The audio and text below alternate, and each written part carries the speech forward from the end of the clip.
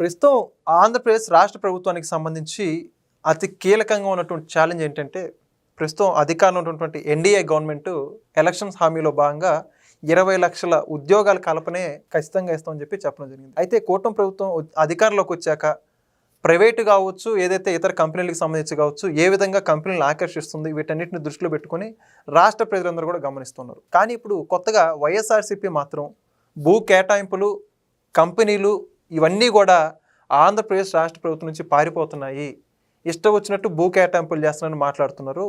మొత్తానికి అసలు ఆంధ్రప్రదేశ్లో కంపెనీల పెట్టుబడుల గురించి మరిన్ని విషయాలు, వాస్తవాలు తెలుసుకోవడానికి మనతో పాటు ఉన్నారు Telugu Desam party NRI spokes person అయినటువంటి చెంచు వేణుగోపాల్ రెడ్డి గారు. సార్ నమస్కారం. నమస్కారం. సార్, ఇప్పుడు మీరు కూడా ఒక ఎన్ఆర్ఐగా రాష్ట్రంలో కంపెనీల పనితీరు కావచ్చు, రాష్ట్రంలో కూటమి పరిపాలన కూడా గమనిస్తూ ఉంటారు. ఆంధ్రప్రదేశ్ రాష్ట్రంలో కంపెనీలు వస్తే పారిపోతున్నాయంట. దానికి కారణం ఇక్కడ లా అండ్ ఆర్డర్ ఇష్యూ అని ఒకసారి, రెడ్ బుక్ పాలన ఒకసారి, ఇంకోసారి చూసుకుంటే అసలు సంబంధం లేకుండా ఒకసారి ప్రోత్సాహకాలు ఎక్కువ ఇస్తున్నారని చెప్పేసి వాళ్ళు మాట్లాడతారు, ఇంకోసారి భూములు ఇవ్వక ఇక్కడ రాష్ట్రంలో ఎటువంటి ఇన్సెంటివ్స్ లేక వాళ్ళు వెళ్ళిపోతున్నారు వాళ్ళే మాట్లాడుతున్నారు. వైఎస్ఆర్సీపీ ద్వంద్వ వైఖరికి వాస్తవానికి సంబంధం అంటే ఏమంటారు? వైఎస్ఆర్సీపీ రాజకీయం కోసం ఏదో ఆరోపణలు చేయాలనే ఉద్దేశంతో ఆరోపణలు చేస్తుంటే కనపడుతుంది వెంకటి వాళ్ళ మాటలంటే. ఇందాక మీరు అన్నట్టు ద్వంద్వ వైఖరి వాళ్ళది. ఎందుకంటే వాళ్ళే ఏం చెప్తారు, కంపెనీలకి చాలా నామినల్ డబ్బులు తీసుకొని భూముల్లో ఇస్తున్నారని చెప్పి వాళ్ళే అంటారు. ఇంకో పక్క ఏమంటారు, రాష్ట్రం నుంచి కంపెనీలు తరలిపోతున్నాయి అంటారు. వాళ్ళు ఇచ్చిన రెండు స్టేట్మెంట్స్ కాంట్రాడిక్ట్ ఎట్లవుతున్నాయి వాళ్ళకి అర్థం కావట్లేదు. ఎందుకంటే ఒక పక్క భూములు ఇస్తున్నారని చెప్పి ఆరోపణ చేసింది మీరే, ఇంకో పక్క కంపెనీలు వెళ్ళిపోతున్నాయని చెప్పి ఆరోపణ చేస్తుంది మీరే. అంటే ఏది నిజం ప్రజలకు మీరు చెప్పాలా? అంటే ఇక్కడ ఇంకోటి చిన్నది కూడా బాగా వైరల్ చేస్తున్నారు. వాళ్ళు 99 పైసలకి ప్రభుత్వ భూములు ఎలా ఇస్తారని మాట్లాడుతున్నారు. మీ నాయకులేమో కాగ్నిజెంట్కి ఇచ్చాము, టీసీఎస్కి ఇస్తాం, ఇంకా ఇస్తామని చెప్పి చదువుతున్నారు. ఇప్పుడు ప్రభుత్వం ఏంటంటే అభివృద్ధికి కట్టుబడి ఉంది. ఈరోజు యువగలం పాదయాత్ర సమయంలో నారా లోకేష్ గారు, మా నాయకుడు ఎవరైతే ఉన్నారో, 20 లక్షల ఉద్యోగాలు కల్పనే ధ్యేయంగా ఈరోజు అధికారంలోకి వచ్చినాం. యువతకు హామీ ఇచ్చాం. 20 లక్షల ఉద్యోగాలు ఈరోజు రాష్ట్రానికి రావాలంటే పెట్టుబడులు రావాలి. పెట్టుబడులు అంటే ఏంటి? కంపెనీలే కదా రావాలా.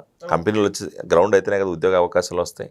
ఈరోజు ఆ ఉద్యోగ అవకాశాలు రావాలా, కంపెనీలు గ్రౌండ్ అవ్వాలంటే ఏం చేయాలా? ఇన్సెంటివ్స్ ప్రొవైడ్ చేయాలి. దాంట్లో భాగంగానే ఈరోజు ల్యాండ్ అలొకేషన్ అవ్వచ్చు, 99 పైసలకి ల్యాండ్ ఇవ్వడం అవ్వచ్చు, లేకపోతే ఎస్క్రో విధానం ఈరోజు దేశంలో ఏ రాష్ట్రంలో లేని విధంగా ఎస్క్రో విధానం ఇంట్రడ్యూస్ చేసిన ఫస్ట్ స్టేట్ గవర్నమెంట్ ఏంటంటే ఆంధ్రప్రదేశ్ గవర్నమెంట్.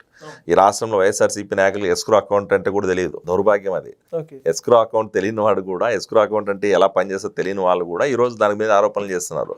ఇన్సెంటివ్స్ గురించి ఆరోపణలు చేస్తున్నారు, ల్యాండ్ అలొకేషన్ గురించి ఆరోపణలు చేస్తున్నారు. అంటే వైఎస్ఆర్సీపీ నాయకులకి బేసిక్ నాలెడ్జ్ కూడా లేదు వీటి గురించి.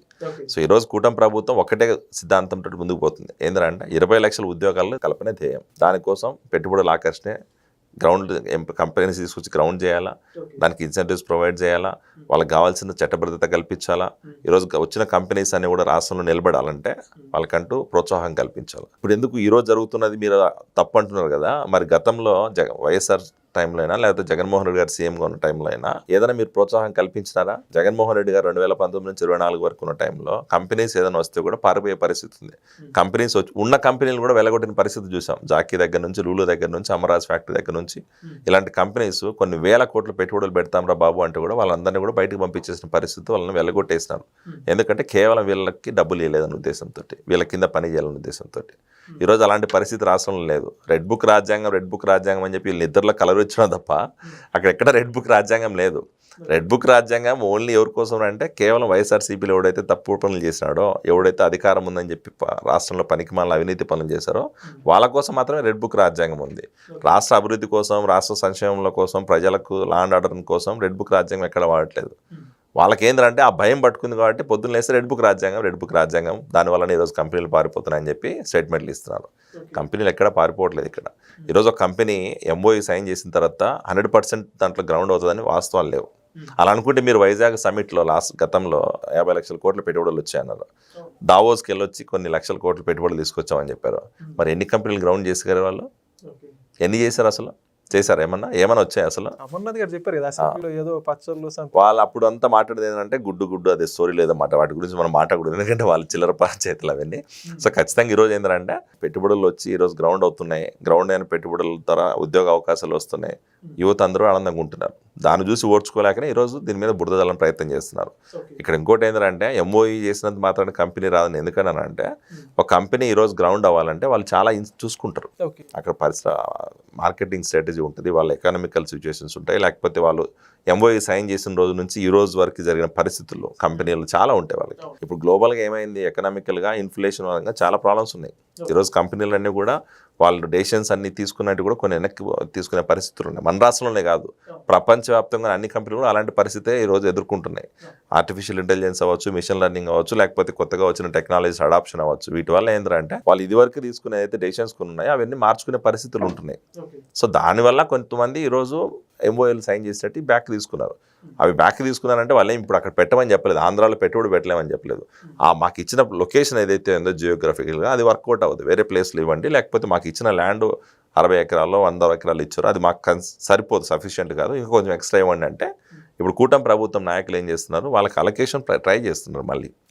అంతేగాని వాళ్ళు ఎక్కడ ఈరోజు కూటమి ప్రభుత్వం బెదిరింపులకో లేకపోతే కూటమి ప్రభుత్వంలో నాయకులు ఈరోజు లంచాల కోసం భయపడో వెళ్ళిపోవట్లేదు. ఈ వాస్తవం ప్రజలకు తెలియాలి. వాళ్ళ వ్యక్తిగత కారణాల ద్వారా వాళ్ళ వ్యక్తిగత కంపెనీ డెసిషన్స్ అవన్నీ. కంపెనీ ఏంద్రా అంటే ఒక గ్లోబల్ ఆర్గనైజేషన్స్, ఇవన్నీ వాళ్ళ సూట్ కేస్ కంపెనీలు కాదు కదా.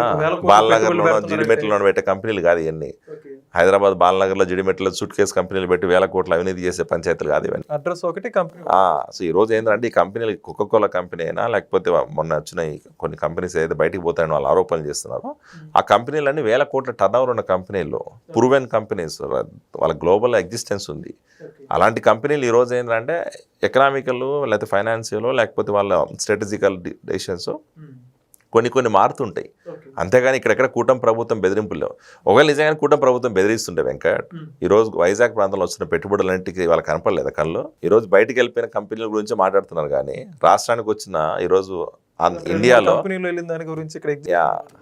ఈరోజు 100 రూపాయలు పెట్టుబడి పెడితే బయట నుంచి ఒక కంపెనీలో దాంట్లో 23 రూపాయలు పెట్టుబడి ఆంధ్రప్రదేశ్కి వచ్చింది.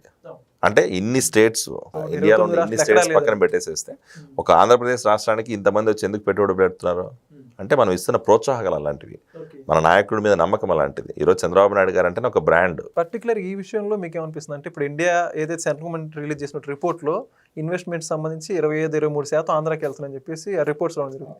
పర్టికులర్ విషయాన్ని గురించి మీరేమంటారు? మీ సొంత రాష్ట్రం ఇలా ముందుండడం ఖచ్చితంగా మేము చాలా గర్వంగా ఫీల్ అవుతాం.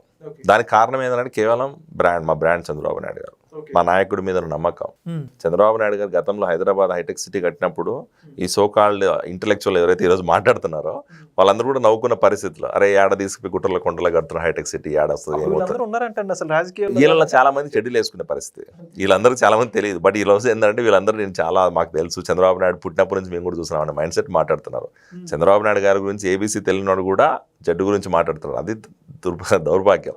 చంద్రబాబు నాయుడు గారు హైటెక్ సిటీ కట్టినప్పుడు ఆయన ఎంతో ముందు చూపుతోటి 2020 ఏదైతే విజన్ అని చెప్పి ప్లాన్ చేశాడో ఈరోజు మనం చూస్తున్నాం. Proven formula, same formula Swarnandhra 2047 తీసుకొచ్చి ఈరోజు ఆంధ్రాలో ఇంప్లిమెంట్ చేస్తున్నాను. దానిలో భాగంగానే 2047 స్వర్ణాంధ్ర అయితే మేము ప్రామిస్ చేస్తున్నామో ఆ ప్రణాళిక ప్రకారం ముందుకు పోతుంది. అమరావతి డెవలప్మెంట్ అయినా, వైజాగ్ ప్రాంతంలో ఐటీ డెవలప్మెంట్ అయినా, రాయలసీమ ప్రాంతంలో ఈరోజు 3 సిటీ లేకపోతే ఈ ఆటోమొబైల్ ఇండస్ట్రీస్ అయినా, లేకపోతే ఈరోజు సంక్షేమ పథకాలైనా కూడా అన్నీ కూడా రాష్ట్రంలో అభివృద్ధి సంక్షేమం 2 కళ్ళుగా పోతున్నాయి. చంద్రబాబు నాయుడు గారికి ఉన్న బ్రాండ్ వల్లనే ఈరోజు ఆ 23-25% పెట్టుబడులు ఆంధ్రప్రదేశ్కి వచ్చినాయి. పెట్టుబడిదారులు ఈరోజు రాష్ట్రానికి వచ్చి పెట్టుబడులు పెడుతున్నారంటే ఆయనకు నమ్మకం ఉంది నాయకుడి మీద. మన ప్రభుత్వం కన్సిస్టెన్సీగా ఉంటుంది నెక్స్ట్ 10 years అన్న నమ్మకంతో ఈరోజు వాళ్ళు పెట్టుబడులు పెడుతున్నారు. మీరేమో మీ నాయకుడి మీద నమ్మకంతో వస్తున్నారు అంటారు. వైఎస్ఆర్సీపీ వాళ్ళు ప్రధానంగా చెప్పుకుంటే ఏ కంపెనీలు వచ్చినా కూడా కొంతమంది మెయిల్స్ పెడుతున్నారు ఇక్కడ లా అండ్ ఆర్డర్ ఇష్యూని. ఇంకొంతమంది ఏం చేస్తున్నారంటే ఇప్పుడు బిల్ గేట్స్ వస్తే ఎగ్జాంపుల్ ఆయన విమర్శించారు. గూగుల్ డేటా సెంటర్ వస్తేనేమో అది మా హయాంలో జరిగింది అంటున్నారు. చిన్న కంపెనీలు అయితేనేమో ఇన్సెంటివ్స్ ఫ్రీగా ఇచ్చారు అందుకే వస్తుందని చెప్పేసి ప్రతి కంపెనీ మీద బురద చల్లుతున్నారు వాళ్ళకి చెప్పేసి. దీని గురించి ఏమంటారు? ఇప్పుడు చిన్న కంపెనీలు వస్తున్నాయి, పెద్ద కంపెనీలు వస్తున్నాయని కాదు. ఒక కంపెనీ రాష్ట్రానికి వచ్చి పెట్టుబడి పెడుతుందంటే రాష్ట్రం అభివృద్ధి అవుతున్నట్టే కదా. ఆ కామన్ సెన్స్ ఎందుకు లేదు వైసీపీ వాళ్ళకి? ఈరోజు బిల్ గేట్స్ గారు ఈరోజు ప్రపంచంలోనే ఐటీ దిగ్గజం. మైక్రోసాఫ్ట్ అనేది ఈరోజు జగన్మోహన్ రెడ్డి అయినా వైఎస్ఆర్సీపీ నాయకులైనా ఎవడు ల్యాప్టాప్ ఓపెన్ చేసినా మైక్రోసాఫ్ట్ కనపడుతుంది. దానికి కనిపెట్టింది ఎవడు? బిల్ గేట్స్ అపాయింట్మెంట్ అని ఇచ్చాడు వీళ్ళకి ఎవరికైనా. అసలు బిల్ గేట్స్ దగ్గరికి వెళ్ళి అసలు వాళ్ళకి చాలా అర్హత ఉంది ఎవరికైనా. అలాంటి బిల్ గేట్స్ గారు ఈరోజు ఆయన ప్రత్యక్షంగా మనం ఇన్వైట్ చేయలేదు. దావోస్ పర్యటనకి వెళ్ళినప్పుడు చంద్రబాబు నాయుడు గారు మీ రాష్ట్రాన్ని నేను వస్తాను, ఈరోజు గేట్స్ ఫౌండేషన్ ఏదైతే ఉందో గేట్స్ ఫౌండేషన్ ద్వారా మీ రాష్ట్రంలో మేము సపోర్ట్ చేస్తాం అని చెప్పి ముందుకు వచ్చి ఆ మాట కట్టుబడి ఈరోజు ఆంధ్రప్రదేశ్ రాష్ట్రానికి ప్రత్యక్షంగా వచ్చినాడు ఆయన. ఇక్కడ అమెరికా ఎక్కడ అమెరికా, ఎక్కడ ఆంధ్రప్రదేశ్, అది అమరావతి. ఇప్పుడు వైజాగ్, హైదరాబాద్కి వచ్చాడంటే ఆయనకు వేరే వేరే ఉన్నాయి, ఆయన కంపెనీస్తోనే వచ్చి ఉండొచ్చు. అమరావతి ఆయనకి ఎగ్జిస్టెన్సే లేదయ్యా అసలు. అలాంటి ప్లేస్కి ఎందుకు వచ్చినాడు? వచ్చి ఏదో 40 నిమిషాలు 50 నిమిషాలు తూతు మంత్రం కాదు, 4-5 గంటల సేపు కూర్చొని ఒక నాయకుడు, ఒక పొలిటీషియన్ మాట ఎంత నమ్మకం ఉంటే వస్తారు చూసుకోండి. బిజినెస్ మ్యాగ్నెట్ ఆయన, కొన్ని లక్షల కోట్లు ఉన్నాయి ఆయన ప్రాపర్టీ. ఈరోజు మైక్రోసాఫ్ట్ పొలిటీషియన్ అంటారు, బెస్ట్ ఫ్రెండ్ అంటే ఏ కోణంలో చూడాలి? అది నేను పొలిటీషియనా బిజినెస్ మ్యాన్ పక్కన పెడితే ఇట్స్ బిట్వీన్ ట్రస్ట్. బేసిక్గా ఒక పర్సన్ మీద ఎంత ట్రస్ట్. ఎందుకంటే మీరు ఒకసారి బిల్ గేట్స్ గారి స్పీచ్ వింటే కూడా, ఇప్పుడు ఆయన గతంలో మాట్లాడిన మాటలు వింటే, చంద్రబాబు నాయుడు గారు ఫస్ట్ టైం ఆయన కలవాలని అపాయింట్మెంట్ అడిగినప్పుడు బిల్ గేట్స్ గారు నేను పొలిటీషియన్స్ తోటి మాట్లాడను అన్న పరిస్థితులు ఉన్నాం. బట్ ఈయన చంద్రబాబు నాయుడు గారు నేను ఎట్లయినా కలవాలా, నాకు 10 నిమిషాలు టైం కావాలని చెప్పి కూర్చొని పంతం నెగ్గించుకొని ఆయనతో అపాయింట్మెంట్ 10 నిమిషాలు కాస్త గంట సేపు ప్రొలాంగ్ అయిన పరిస్థితుల్లో ఆయనే చెప్పాడు సార్ ప్రత్యక్షంగా. అంటే ఒక నాయకుడు, పొలిటీషియన్ అనేవాడు, చదువుకున్నవాడు, కొంచెం నాలెడ్జ్ ఉన్నవాళ్ళు, లేకపోతే ముందు చూపు ఉన్న వాళ్ళు నాయకుడు ఉంటే ఎలాంటి పరిస్థితులు ఉంటాయో, ఎలాంటి బిజినెస్ వాళ్ళైనా ఎలాగైనా మోల్డ్ చేస్తారు అనేది దానికి best example bill gates Chandrababu Naidu గారి బంధం. ఆ బంధం బలపడింది కాబట్టి ఈరోజు అమరావతికి వచ్చాడు. అమరావతికి వచ్చి గేట్స్ ఫౌండేషన్ ద్వారా సపోర్ట్ చేస్తున్నారు, రైతులకు సపోర్ట్ చేస్తున్నారు. రాబోయే రోజుల్లో మైక్రోసాఫ్ట్ ద్వారా రాష్ట్రంలో పెట్టుబడులు పెట్టడానికి కూడా ముందుకు వచ్చే పరిస్థితులు ఉన్నాయి. కాదు ఈ వైఎస్ఆర్సీపీ నాయకులు బిల్ గేట్స్ గారు వస్తే కూడా ఏం పని లేదు, ఎందుకంటే బిల్ గేట్స్ గారికి ఏం ఇప్పుడు మైక్రోసాఫ్ట్ సంబంధం ఏంటారు. అంటే మైక్రోసాఫ్ట్ ఫౌండర్ ఆయన, మైక్రోసాఫ్ట్ ఫౌండర్ వస్తే ఆయనకు సంబంధం ఏంటారు? ఇండియా పడదాం 90% ఇప్పుడు సాక్షిలో ఏమని జరిగితే జగన్మోహన్ రెడ్డి సంబంధాలు అంటారా మీరు? లేకపోతే భారతీయ సిమెంట్స్లో ఏం జరిగితే జగన్మోహన్ రెడ్డి సంబంధాలు అంటారా? ఎవరు దానికి కర్త కర్మక్రియ ఈయనే కదా, జగన్మోహన్ రెడ్డి భారతమ్మనే కదా. అలాంటి మైక్రోసాఫ్ట్ ఎవరు ఫౌండర్? బిల్ గేట్స్ గారు. మరి బిల్ గేట్స్ గారు వస్తే బిల్ గేట్స్ గారు ఏం చేస్తారని కామెంట్ చేసి ఏంటి అర్థం? ఎంత మూర్ఖులు ఆలోచించుకోవాలి వీళ్ళు. సో ఖచ్చితంగా ఏంటంటే వీళ్ళు చేస్తున్న మాటలు, చేస్తున్న ఆరోపణల మీద ప్రజలు ఎవరు విశ్వసించే పరిస్థితి లేదు. ఈరోజు రాష్ట్రంలో పెట్టుబడుల ఆకర్షణ అనేది, యువతకు ఉద్యోగ అవకాశం కల్పించాలని అనేది మా నాయకుడి నిర్ణయం. యువ నాయకుడైనా మా చంద్రబాబు నాయుడు గారిని కూడా అదే దాని మీద ఫోకస్ పెట్టి పనిచేస్తున్నారు.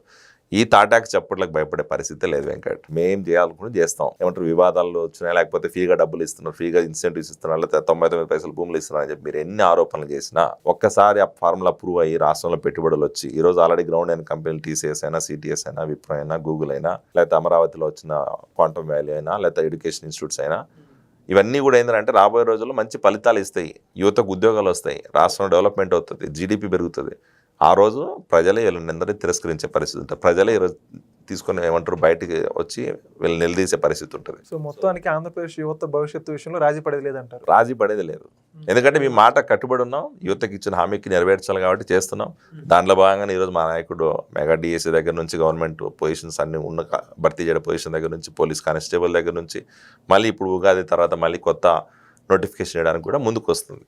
సో ఈ రకంగా ఏంటంటే కూటమి ప్రభుత్వం అభివృద్ధి కోసం, యువతకు ఉద్యోగ అవకాశాల కోసం, రాష్ట్రానికి పెట్టుబడుల ఆకర్షణ ధ్యేయంగా పనిచేస్తుంది. ఈ వైఎస్ఆర్సీపీ చేస్తున్న ఈ సోకాళ్ళు ఏదైతే కామెంట్స్ ఉన్నాయో వాటి గురించి పట్టించుకునే పరిస్థితి లేదు, ప్రజలు కూడా నమ్మే పరిస్థితి లేదు. అదంతా వాళ్ళ భ్రమ తప్ప ఏం లేదు. నిజంగా ఆంధ్రప్రదేశ్ రాష్ట్రంలో పెట్టుబడులు, యువత భవిష్యత్తు గురించి చాలా చక్కగా చెప్పారండి. Thank you. Thank you. Please subscribe to Leo news for more videos.